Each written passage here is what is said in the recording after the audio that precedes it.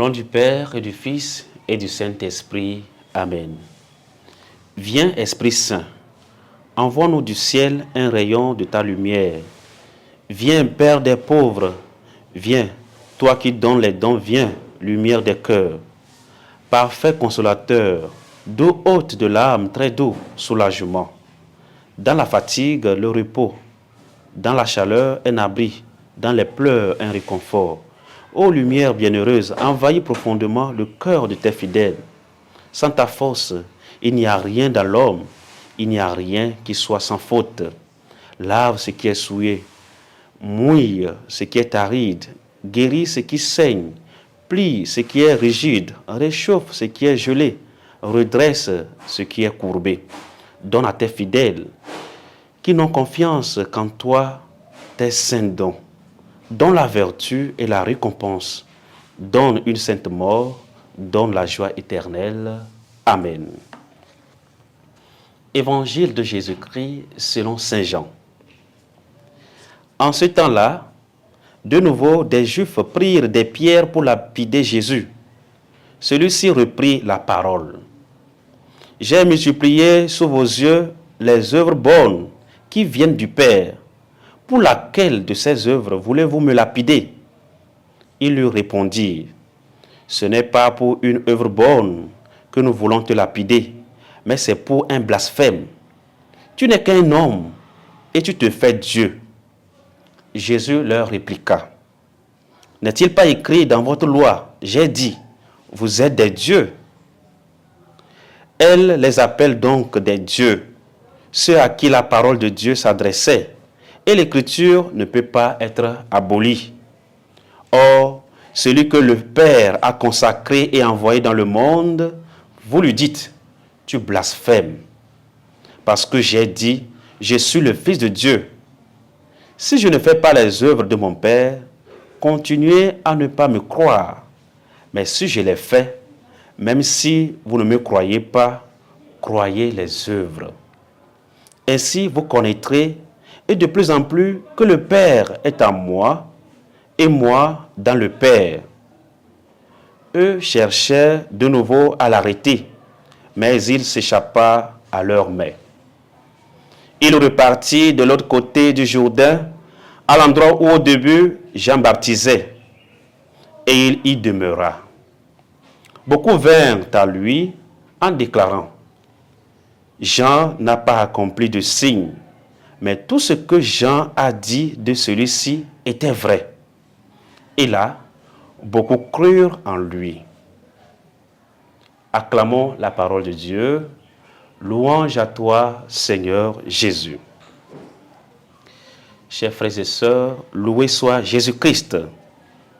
L'évangile d'aujourd'hui situe Jésus en pleine fête de la dédicace du temple, ou fête des Lumières, célébrée par les Juifs le 25 décembre, à la même date que nous, chrétiens, célébrons Noël, la naissance de Jésus, la lumière qui est venue dans le monde. La naissance de Jésus, la lumière qui est venue dans le monde. C'est dans ce contexte festif que l'évangéliste présente la dernière confrontation de Jésus avec ses compatriotes.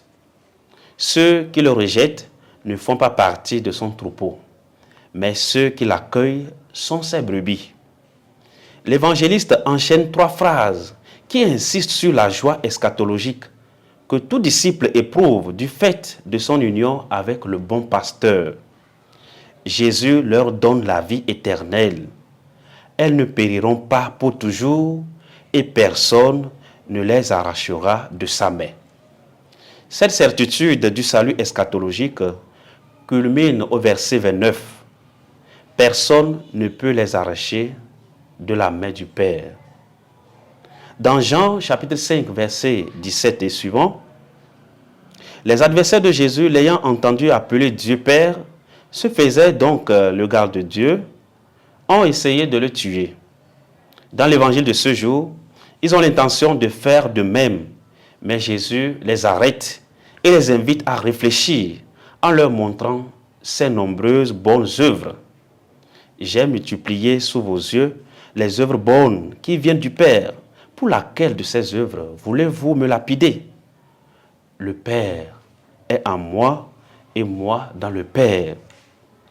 Chers frères et sœurs, pour ces adversaires, prétendre avoir Dieu pour Père, c'est-à-dire se considérer comme fils de Dieu, constitue un blasphème.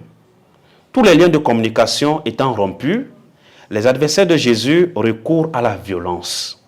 Ils veulent le saisir, mais leurs mains sont incapables de le saisir. Jésus leur échappe et s'éloigne d'eux. Il se rend de l'autre côté du Jourdain, là où il était au début et où Jean baptisait. Là, Jésus est très bien accueilli et beaucoup crurent en lui. Aujourd'hui, l'étau se resserre entre Jésus et ses persécuteurs. Jésus qui est présenté comme la lumière du monde, dans cette fête de la dédicace, nous voyons la confrontation qui s'établit. Jésus nous demande encore de croire en lui. Si nous ne croyons pas en lui, au moins de croire ses œuvres, parce que ses œuvres témoignent qu'il est vraiment l'envoyé du Père. Que Dieu lui-même mette en nous, en nos cœurs, cette capacité à pouvoir croire en Jésus, croire en ses œuvres, et nous aussi être en mesure, par notre foi, d'accomplir des œuvres au nom de Jésus, au nom du Père et du Fils et du Saint-Esprit. Amen.